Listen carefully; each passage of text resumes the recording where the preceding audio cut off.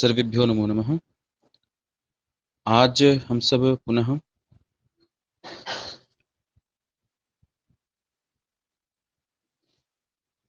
उत्तरामचरितम के आगे के पाठ को देखते हैं। तो चलिए प्रारंभ करते हैं। कल तक हमने देखा था कि तमसा जानकी से कहती हैं कि तुम्हारी जो अवस्था है, हृदय की अवस्था, वह इस प्रकार से है। उसके पश्चात राम जी का कथन आता है। राम कहते हैं देवी, हे देवी, प्रसाद इव मूर्तस्ते स्पर्शः स्नेहार्द्रशीतलः अद्याप्यानन्दयति मां त्वं पुनः क्वासि नंदिनी।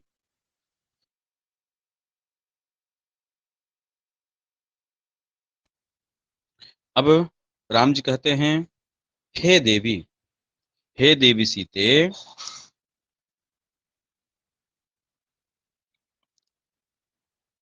स्नेहार्द्र शीतलः, स्नेह के द्वारा आर्द्र, आर्द्र मतलब गीला हुआ, ठीक, और शीतल जब जल से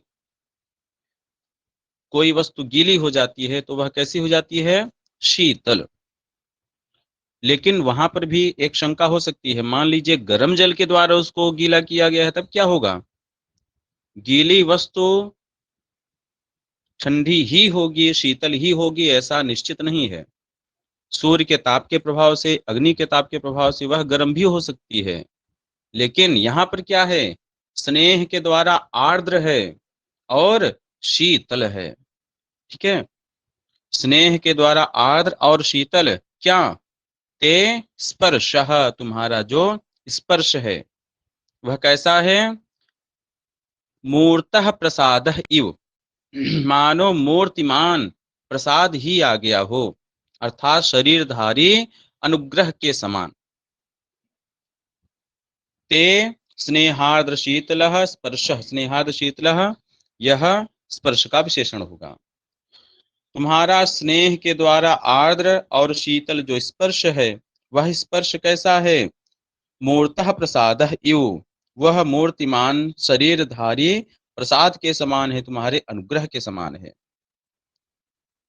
जो कि अद्यापि माम आनंदयति, अद्यापि, अद्य माने आज होता है, लेकिन यहाँ पर क्या है? अभी भी, अभी भी अर्थात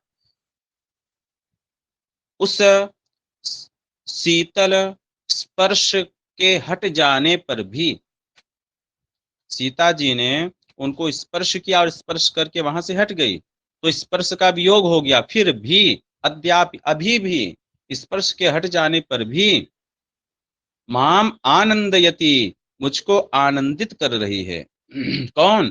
ते स्पर्श, तुम्हारा जो स्पर्श है वह मुझको अभी भी आनंदित कर रही है।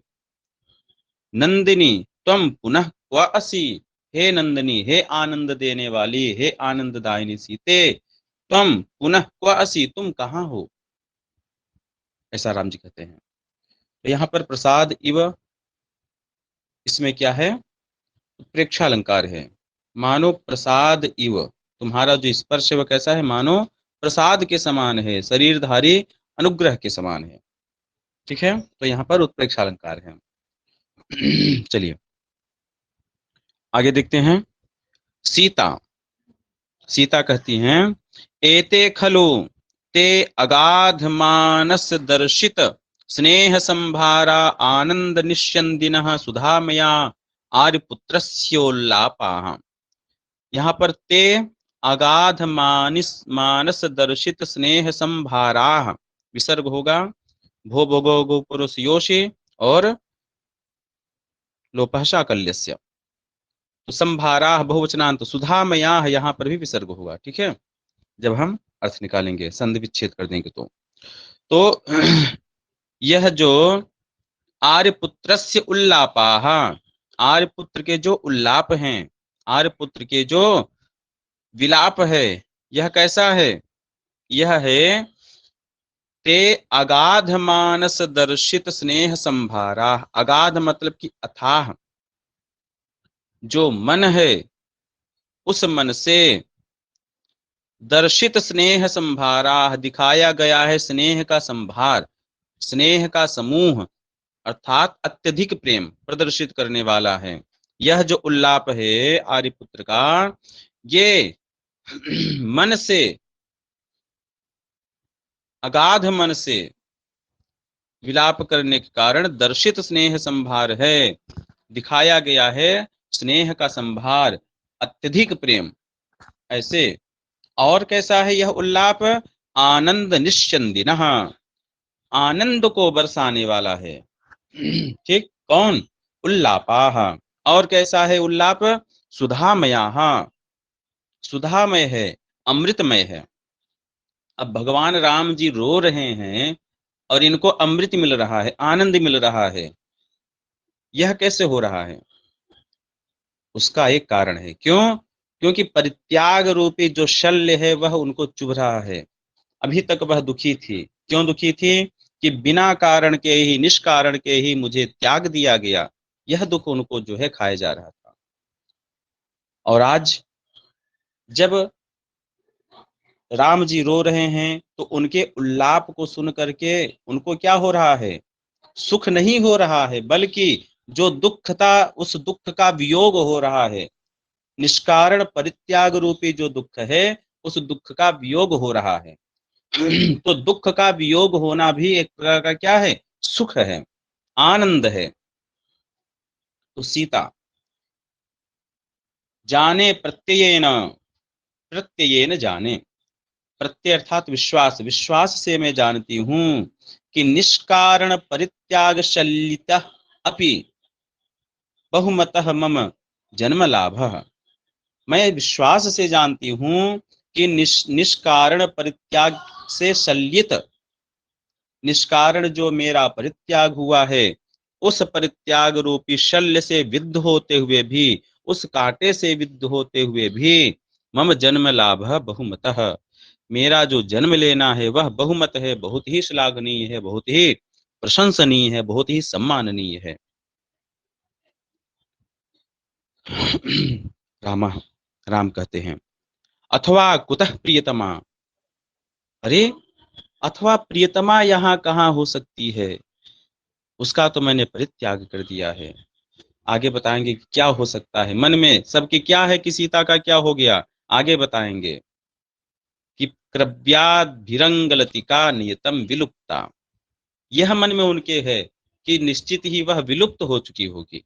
इसलिए अथवा कुतः प्रियतमा, प्रियतमा यहाँ कहाँ हो सकती है, सीता यहाँ कहाँ हो सकती है?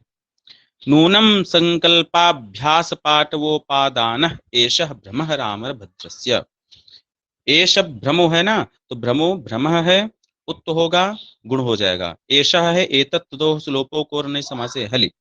ठीक, उपादान है यहाँ पर भी भो भगो घो पुरुष योषि और लोपः शाकल्यस्य। संधि के सूत्रों को आप लोग बहुत अच्छे से तैयार करिए, हर जगह संधि का प्रयोग है।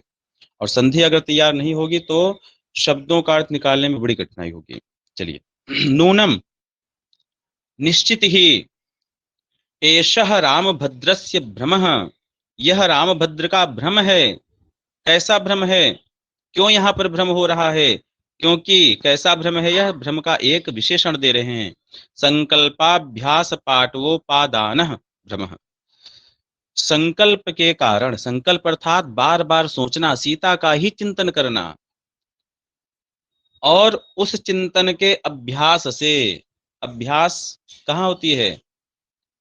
पूर्वोभ्यास, अभ्यास संज्ञा होती है ना, पूर्व की अभ्यास संज्ञा, जहां पर कई बार होता है कोई क्रिया, कई बार क्रिया हो तो पूर्व की अभ्यास संज्ञा हो जाती है। ठीक है, व्याकरण में दूसरी व्याख्या है, हम यहाँ के अनुसार बता रहे हैं। तो पूर्व अभ्यास अर्थात बार बार जहां पर क्रिया होती है उसकी अभ्यास संज्ञा हो जाती है पूर्व की। तो संकल्पाभ्यास, संकल्प के अभ्यास में जो पाटवह, जो पटु है, उस पटु की जो पटुता, ठीक, संकल्प के अभ्यास से बार बार निरंतर चिंतन की पटुता से उत्पन्न होने वाला उपादान, उपादान मतलब जो कारण है, बार बार चिंतन करना ही, चिंतन करने की जो पटुता है, मतलब चिंतन करने में पटु हो गया है। पटु का क्या कारण है? कारण ये है, कुछ समय ऐसे होते हैं जब मन की चंचलता रुक जाती है, कोई विशेष काम आ गया, ठीक, जैसे हम मैथ के सवाल लगा रहे हैं तो कोई ऐसा ऐसा कोई मोड़ आ गया कि वहां पर फंस गए हम, वो सॉल्व नहीं हो रहा है, तो वहां पर मन की चंचलता तुरंत रुक जाएगी। कोई जरूरी काम आ गया, कोई घटना घट गई, तो वहां पर मन की चंचलता रुक जाएगी। लेकिन जो यह रामभद्र का मन है, यह ऐसे स्थिति में भी पटु हो गया है कि ऐसी स्थिति में भी सीता जी के चिंतन को नहीं छोड़ता है। अनवरत अहरनिश 24/7 जो है वह सीता जी के चिंतन को करता रहता है। उसमें पटु हो गया है, चतुर हो गया है कि कैसे सीता जी का चिंतन किया जाए। तो संकल्प के अभ्यास के पटुता की कारण है जिसका, ऐसा भ्रम, ऐसा रामभद्र का यह भ्रम है कि निरंतर चिंतन करने से जहां देखो वहां सीता ही दिखाई दे रही है। नेपथ्य, नेपथ्य से आवाज आती है, नेपथ्य अर्थात पर्दे के पीछे से। अहो महान प्रमाद, प्रमाद, अरे बड़ा अनर्थ है, अनर्थ है। अब नेपथ्य से वासंती बोल रही है, सीता देव्या स्वकर कलितै, इतना बोल करके इत्यर्धम पठ्यते, इतना आधा बोल करके रुक जाती है। रामः सकरुणोत्सुक्यम, करुणा और उत्सुकता के साथ, किम तस्य, अरे उसका क्या हुआ। पुनर्नेपथ्य, पुनः नेपथ्य से आवाज आती है, वध्वा सार्धम इति उत्तरार्धम पठ्यते। पीछे यह श्लोक हो गया है तो पीछे से हम लोग देख लेंगे। तो यह उत्तरार्ध पढ़ती है, पढ़ा जाता है। पठ्यते यहाँ पर यक प्रत्यांत है, कर्मण प्रयोग है। इति उत्तरार्धम पठ्यते, उत्तरार्ध पढ़ा जाता है। सीता क इदानीम अभियुज्यते, कौन इस समय जो है अभियोग कर रहा है, उससे लड़ रहा है। रामः क्वासौ दुरात्मा यह प्रियायाः पुत्रम वधो द्वितीयम अभिभवति, वह कौन दुरात्मा है जो प्रिया के पुत्र को, और कैसा पुत्र, वधो, प्रिया से यहाँ पर सीता जी का बोध करना है। कैसा पुत्र, वधो द्वितीयम पुत्रम, वधु है द्वितीय जिसकी, अर्थात वधु युक्त पुत्र पर क्या कर रहा है, अभिभवती, आक्रमण कर रहा है, उससे लड़ रहा है। इति उत्तिष्ठति, राम उठ जाते हैं। यह कहकर इति उत्तिष्ठति, राम खड़े हो जाते हैं। प्रवेश्य, अब प्रवेश होता है, अर्थात पर्दा खुलता है, अब मंच पर वासंती का प्रवेश होता है। संभ्रांता, घबराई हुई वासंती का प्रवेश होता है। देव त्वरियताम, हे महाराज शीघ्रता कीजिए। सीता, हा कथम में प्रिय सखी वासंती, अरे क्या यह मेरे प्रिय सखी वासंती है। राम कथम देव्याः प्रिय सखी वासंती, क्या यह देवी सीता की प्रिय सखी वासंती है। अब वासंती, देव त्वरियताम, त्वरियताम, हे देव जल्दी करिए, जल्दी करिए, शीघ्रता करिए। इतो जटायु शिखरस्य दक्षिणेन सीतातीर्थेन गोदावरीम अवतीर्य संभाव्यत देव्याः पुत्रकम देवः, देवः हे देव। इतः, यहां से, इतः है वही संधि कार्य, इतो हो गया है, तो इतः यहां से, जटायु शिखरस्य दक्षिणेन, जटायु शिखर के दक्षिण से, जटायु शिखर के दक्षिण से, सीता तीर्थेन, सीता तीर्थ से, गोदावरीम अवतीर्य, गोदावरी में उतर करके, देवः देव्याः पुत्रकम संभावयतु, जो देव हैं महाराज श्री रामचंद्र जी, वह देव्याः पुत्रकम संभावयतु, वह देवी के पुत्र को क्या करें, बचाएं। यहां पर एक विशेष बात है,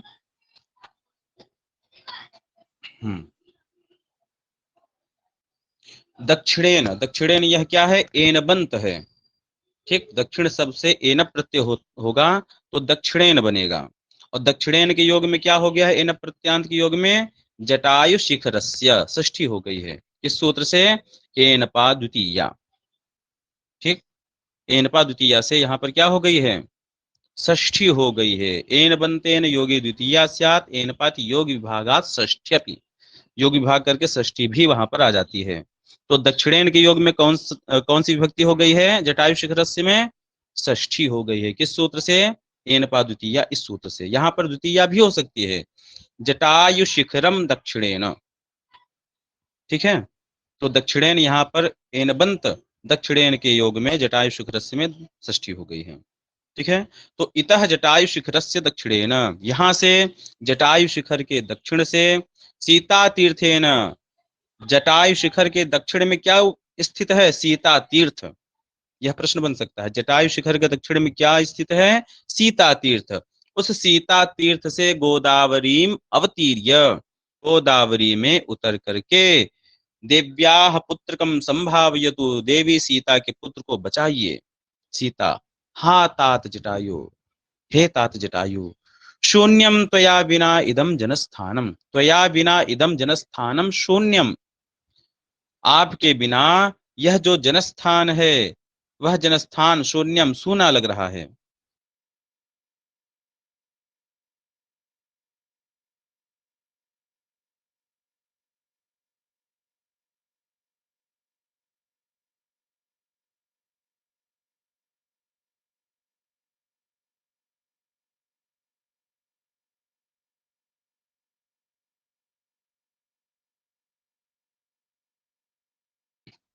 क्षम्यताम, चलिए।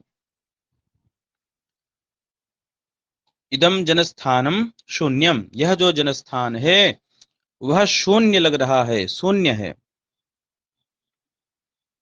रामः, राम कहते हैं, अहह हृदय मर्मच्छिदः खल्वमी कथोद्घाताः, यह जो कथा के उद्घात हैं, घटनाओं का जो वर्णन है, जो घटनाएं यहाँ पर दिख रही हैं, अमी कथोद्घाता, असौ अमु अमी, यह क्या है? निश्चित ही हृदय मर्मच्छिदः, हृदय के मर्म स्थल को छेदने वाले हैं, अर्थात अत्यंत कष्ट को प्रदान करने वाले हैं।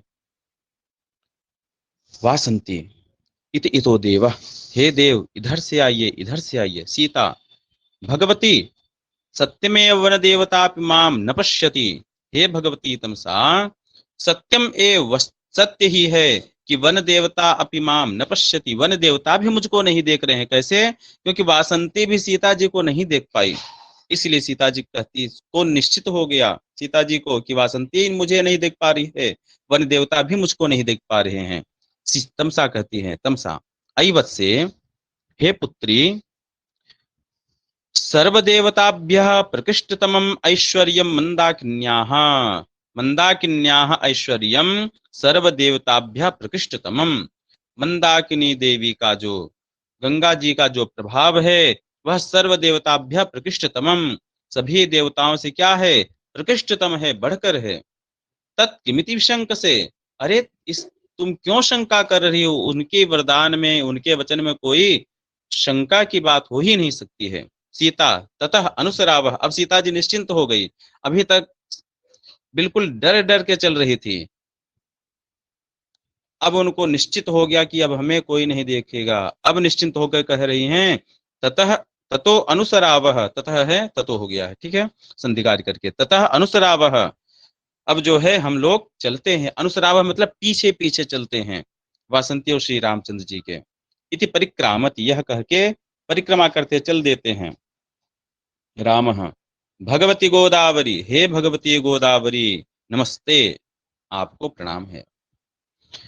वासंती निरूप्य, अच्छी तरह देख करके, देव मोदस्व विजयिना वधू द्वितीयेन देव्याः पुत्रकेण, अब उनको राम जी ने बचा लिया है। अब वासंती निश्चिंत होकर के अब राम जी से वार्तालाप करेगी। हे देव, वधू द्वितीयेन देव्याः विजयिना वधू द्वितीयेन देव्याः पुत्रकेण मोदस्व, मोदस्व मतलब आनंदित होइए। किससे आनंदित होइए? देव्याः पुत्रकेण, इस देवी के पुत्र के द्वारा, सीता के पुत्र के द्वारा। कैसा है वह पुत्र?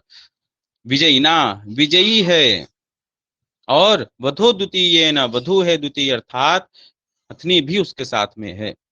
वधु युक्त जो देवी, विजयी और वधु युक्त जो देवी सीता का पुत्र है, उसके द्वारा आप आनंदित होइए, उसको देखकर आनंदित होइए। क्योंकि पुत्र को देखने से व्यक्ति को आनंद होता है।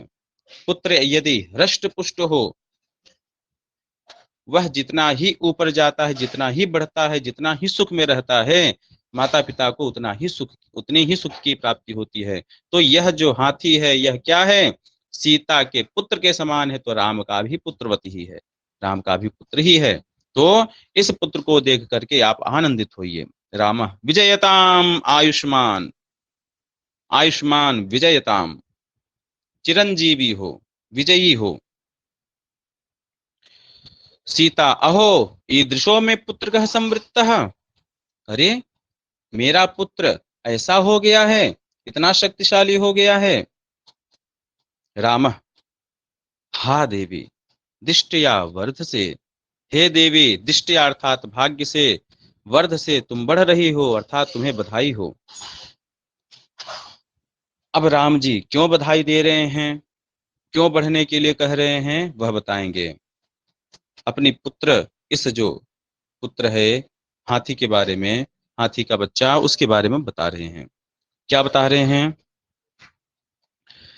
येनोद्गच्छत् विषकिसलयस् स्निग्धदन्ताङ्कुरेण व्याकृष्टस्ते सुतनुलवले पल्लवः कर्णमूलात् सोऽयं पुत्रस्तव मदमुचां वारणानां विजेता यत्कल्याणं वयसतरुणे भाजनम तस्य जातः। अब राम जी कह रहे हैं कि हे सीते, देखो यह तुम्हारा पुत्र कैसा हो गया है। हे सुतनु, द्वितीय पंक्ति में है हे सुतनु,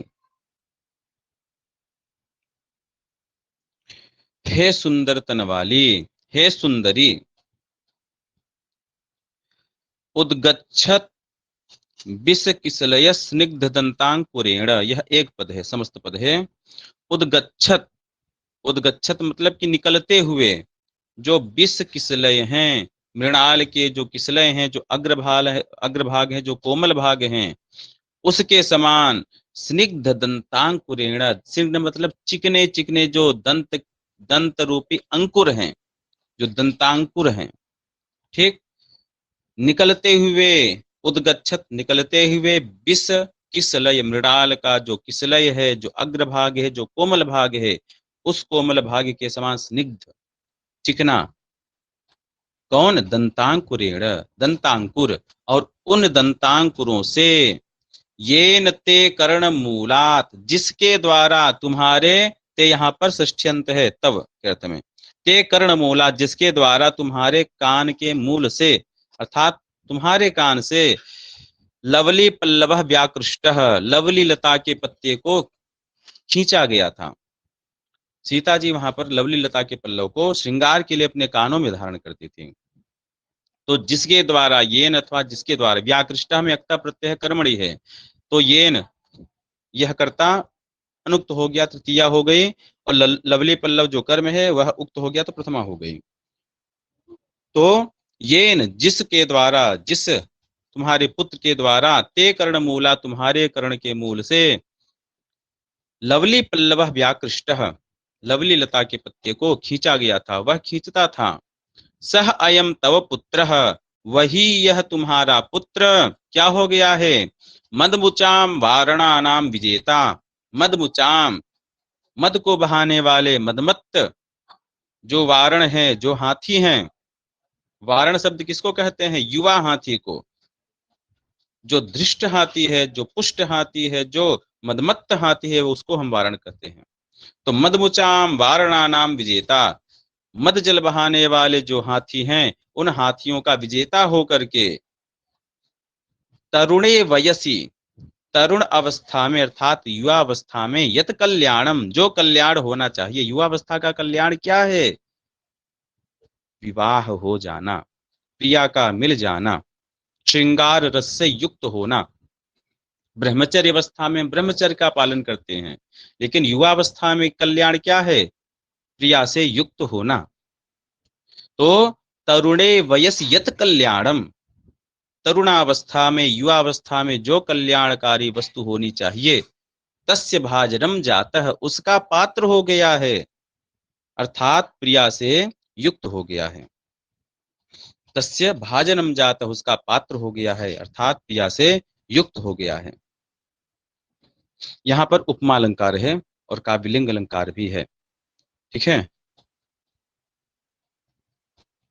चलिए इसके पश्चात अब आगे सीता। अभियुक्त इदानीम दीर्घायुरनया सौम्य दर्शनया भवतु। इदानीम अब जो है, अनया सौम्य दर्शनया अब युक्त भवतु, यह जो सौम्य दर्शना हथनी है, इस अपनी प्रिया के द्वारा दीर्घायु, यह जो दीर्घायु है, अब युक्त भवतु, कभी वियोग इसका न हो। व्यक्ति किसको क्या आशीर्वाद देता है, किसको कौन सी शुभकामना देता है? जो जिस कष्ट में देता है वह चाहता है कि मेरा जो पुत्र है, मेरी जो संतान है, मेरी जो संतति है, मेरे जो प्रिय लोग हैं, उनको वह कष्ट न मिले। और सीता जिस समय क्या वियोगावस्था को झेल रही हैं, वियोगावस्था रूपी कष्ट को सहन कर रही हैं, तो यही आशीर्वाद देती हैं कि यह जो दीर्घायु है, सबसे पहला आशीर्वाद दीर्घायु, दीर्घायु हो। और अब जो है इदानीम, अब अनया सौम्य दर्शनया अब युक्त भवतु, इस सौम्य दर्शना, अपनी प्रिय दर्शन वाली पत्नी से कभी वियुक्त न हो। राम सखी वासंती। अब राम कहते हैं,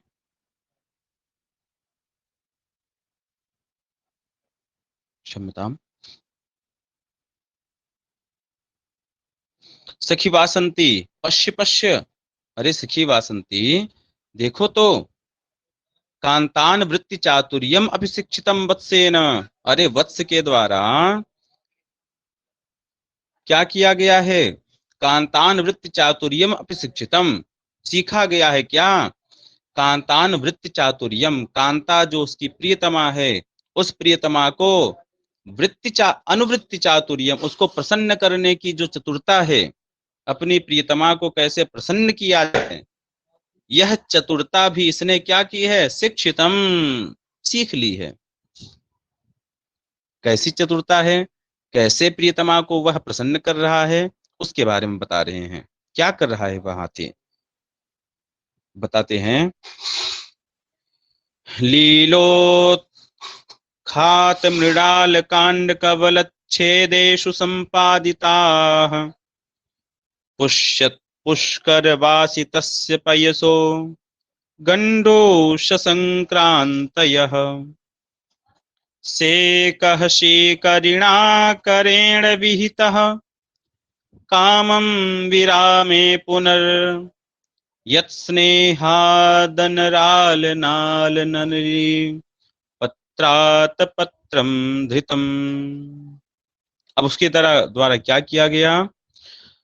तो यत् स्नेहात, अंतिम पंक्ति में, जो कि स्नेह के कारण, प्रेम के कारण इसने क्या किया? लीलोत्खात मृणाल कांड कवलत छेदेषु, लीला, लीला मतलब कि अनायास ही, खेल खेल में ही, उत्खात मतलब उखाड़ा गया, जो मृणाल कांड है, कमल दंड का जो कांड, कमल दंड, मृणाल कांड, कमल दंड का जो कवल है, जो ग्रास है, उस ग्रास के छेदेशु, अंत भाग में क्या?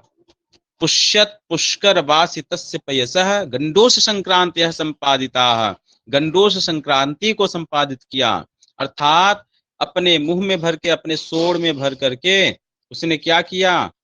हथनी के ऊपर उस जल को फेंका, इसी को गंडोष संक्रांति कहते हैं। ठीक है, मुंह में जल को भर करके किसी प्रिय के ऊपर छोड़ना, यह गंडोष संक्रांति है।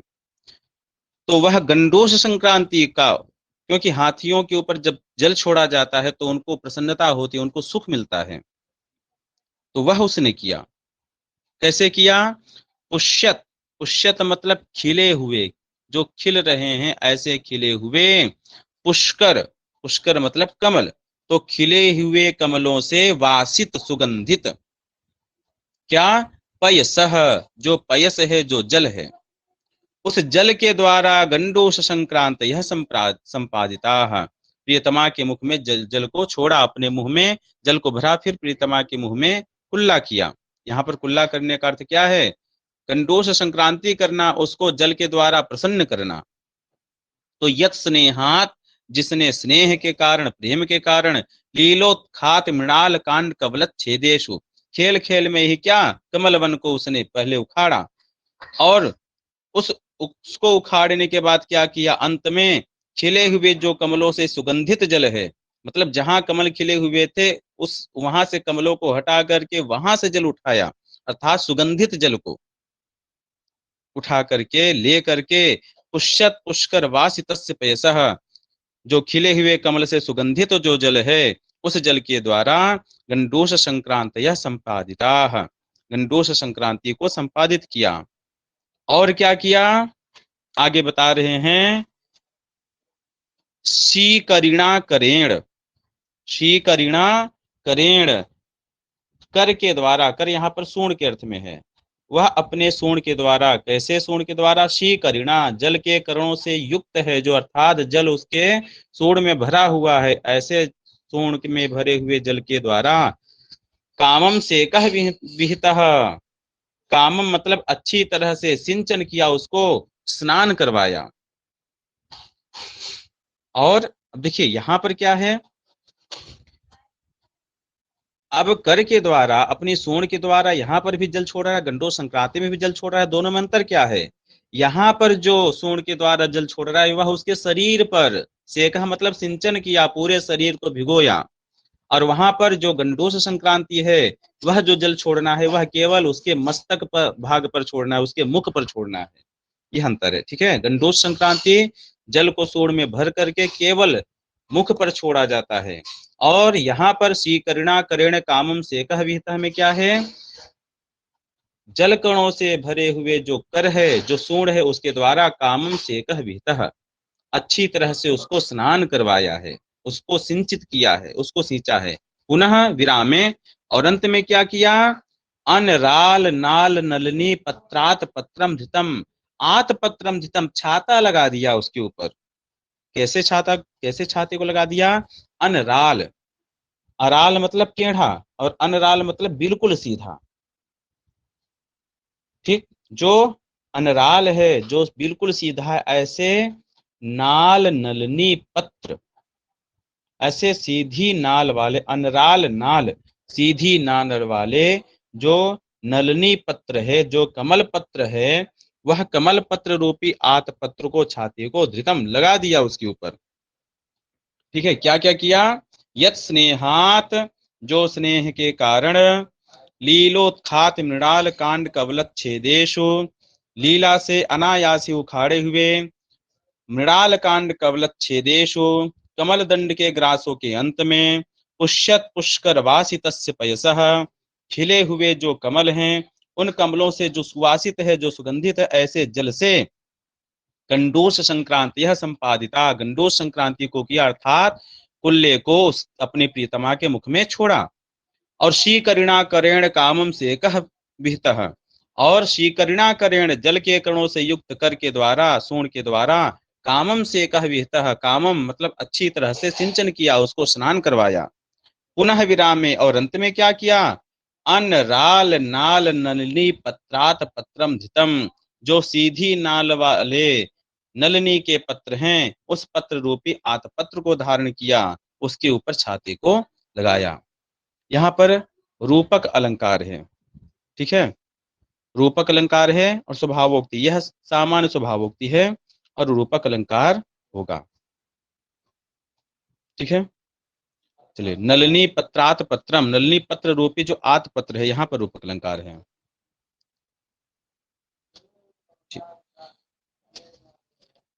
इसके पश्चात चलिए आज इतना ही रखते हैं। कोई प्रश्न यदि किसी का हो तो भी पूछ सकते हैं इतने में। भैया जी यहाँ अगर नेपथ्य का कथन है, वहां पर यदि राम जी सीता जी का कोई कथन है, तो किसका वाक्य माना जाएगा वहां पे, अगर पूछ नेपथ्य में ले? यदि नेपथ्य में यदि राम जी कह रहे हैं तो राम जी का ही कथन होगा। पहली बात, ऐसा प्रश्न आना नहीं चाहिए। लेकिन यदि नेपथ्य से प्रश्न कथन आ रहा है तो वह राम जी का कथन होगा। जैसे प्रारंभ में राम जी नेपथ्य से कथन कहते हैं, यहाँ पर नेपथ्य से वासंती का कथन होता है। ठीक है। जी भैया। हाँ, और कोई प्रश्न किसी का? भैया जी ये तृतीयो अंक है, तो यहाँ पर संधि तृतीया तृतीया होगा, अंका होगा? जी, तृतीय अंक है। यहाँ पर तृतीय से सुप्रत्यय आएगा, तृतीय हो जाएगा, अंक होगा। अतो रोपता दप्लुते से जो सु का स है, पहले स का रू होगा, स जो रू से, रू को फिर उ हो जाएगा, उ हो जाएगा, तृतीय उ और अंक। तो यहाँ पर गुण हो जाएगा, आद गुणा से तृतीयो अंक हो जाएगा। एक सूत्र और लगेगा, एंग पतांतादत से पूर्व रूप हो जाएगा तृतीयो अंक। ठीक है। जी भैया। और कोई प्रश्न किसी का? चलिए ठीक है, स्पष्ट समझ में तो आ रहा है ना सबको? जी भैया। जी भैया समझ में आ रहा है। जी ठीक ठीक, बहुत अच्छा। ठीक, फिर आज की कक्षा यहीं पर पूर्ण करते हैं। सर्वेभ्यो नमो नमः, धन्यवादाः।